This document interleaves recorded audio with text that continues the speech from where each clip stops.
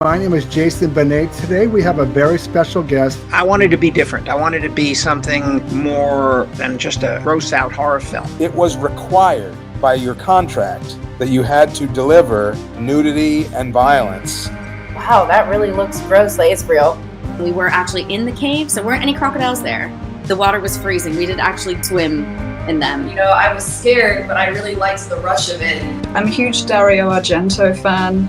I would happily have a giallo night. The Thing and The Stuff. It sounds like I'm just saying gibberish, but those are names of movies. The horror genre always evolves into something you're not expecting. Why are we going here if everyone's died in this house? I was actually scared as we were running through it. Most of these guys who play really horrible characters are such sweet guys. Part of this ongoing cult. Anytime there's something spooky to be seen or heard or read, I'm there. Horror has always felt like home to me. Benet's Bloody Bits. Welcome to Triple B. My name is Jason Benet. I recently caught Deadpool and Wolverine, and I thought it was a fantastic film. It really brought back memories of all the Marvel films that Fox did. But basically what happened is Disney bought out Fox. They got to the rights to all those franchises like Fantastic Four and X-Men. So it's kind of a passing of the torch from Fox to Disney, and now we're going to see all these crossovers, and Avengers are going to be with these guys and all these different things.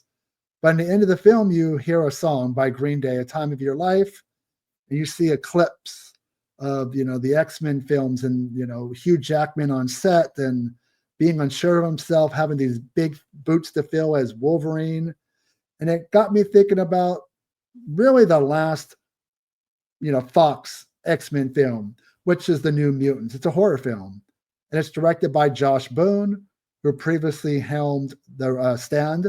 His version, I actually think, is much better than Mick Garris's. It's more of a hard R-rated type of version, where Mick Garris is kind of watered down because it was made for television. But the New Mutants deals with marginalized people.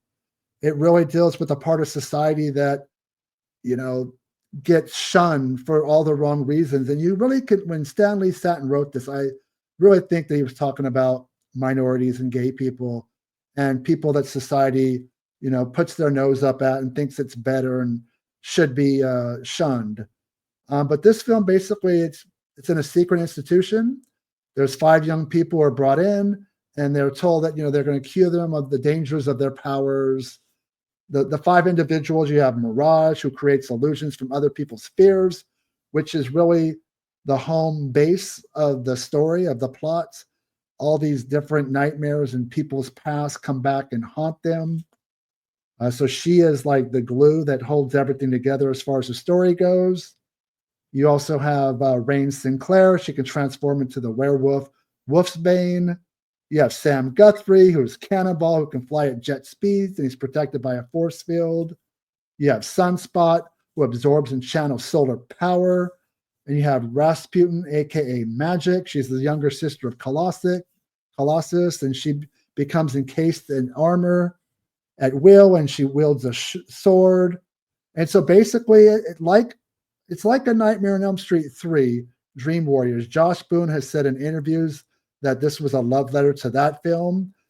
And you can see that because in this movie, you have a doctor who wants these people to share their stories about when their powers first manifested. And, they come to realize they're mutants. And they basically get to relive their origin stories and how, their terrifying realities. And they soon question what's right and what's wrong. And if you go back to Dream Warriors, that's a big part of the film, is where they sit down, they discuss Freddy Krueger, who he is, and he's going to come after them. But obviously their powers, they can't be used unless they're in the dream world with Freddy. But so you have an antagonist in Dream Warriors, which is Freddy Krueger, but in the New Mutants, it is the dream, their memories that haunt them. But at the end of the film, they kind of do get their Freddy, and a demon bear that comes and attacks the facility that they're at. And so I like how the two are tied together. I look at the New Mutants as like an unofficial, like Elm Street film. I'm reaching, I know, I'm stretching, because there's no way we're never going to get another Elm Street films. So I kind of like in my own way in making the mutants part of it. Well, the director thinks it's a rubber reality film just like that, an homage to the film. So I'm just going to go with it as well. But I do like the powers that they all manifest and they use. They all have a purpose. And the movie is really strong with the CGI. I don't think it's overused. I think it's complementary. It's not a big makeup effects film, so it's not going to feel retro in that aspect. But I think it's unfortunate that this movie didn't really go down with certain people. It seems to be underappreciated and overhated, and I think that's unfortunate. But somebody who grew up with the Nightmare on Elm Street series, I didn't even need somebody like the director to tell me that this was a wink and a nod to those films, in particular Dream Warriors, even a little bit of Bad Dreams, which is another Fox film. And both Bad Dreams and Dream Warriors star Jennifer Rubin. So there's that connection. But I do, even Fox or Disney embraced in their marketing that it was like a Dream Warriors spinoff. You could put the artwork, the poster for Dream Warriors right next to the New Mutants, and they look like they could be twins. They're almost identical. So I appreciate that they did that when they were trying to sell the film. But yeah, it's a movie I really enjoyed. It didn't make a lot of money at the theaters, so we're not going to probably see those characters again. No sequel is going to probably happen. But that's okay. Maybe it just needs to live as a standalone film. Not everything needs a sequel. I do appreciate its running time as a nice, quick, get to the point, 90 minutes, not this slog, 2-3 hour thing, which has become so common with comic book films in the last couple of years, which has really turned me off. It's just over explaining and exposition. And sometimes you just need to get to the point and make a nice, quick, action-packed, film and get to what's the driving point and what's going to make people want to stick around and not turn away and look at their phones. But yeah, The New Mutants, I think it's a great film. It's one of the better horror films of the 2000s. I think the last 5 years has been really strong. New Mutants doesn't get brought up, but having seen Deadpool and Wolverine, had a really good time with it.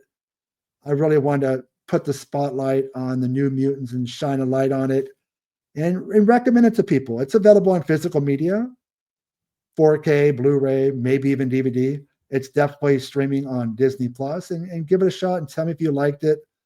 It's got a really strong cast. You got people from Stranger Things and Game of Thrones. So it's got that nice, young, hip cast, and it's an enjoyable film.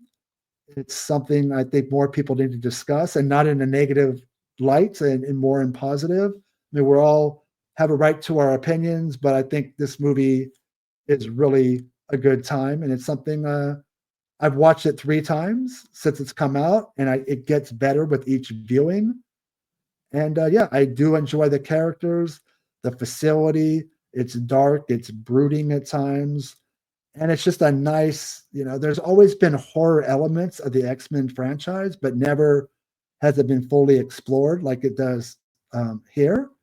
And that's a nice thing. Marvel, I know you're trying to reboot Blade or something. That's not happening. But yeah, horror and Marvel and superhero films in general need to be, really amped up and really brought into the forefront more. I just think it's something a little bit scared of. They want to keep it PG or PG-13 and not scare away profits. Unfortunately, at the end of the day, everything comes down to money, and that's too bad because quality, over quantity is always. I wish there were less superhero films that were just smaller budgets and better scripts, and the writing needs to be fine-tuned. And I think New Mutants is solid from beginning to end. The writing, the special effects, the casting. Josh Boone is a director. I want to see him do more stuff. But anyways, just want to come in, chime on the New Mutants, and hope you guys check it out and let me know in the comments what do you think of it. And talk to you soon, and stay scared.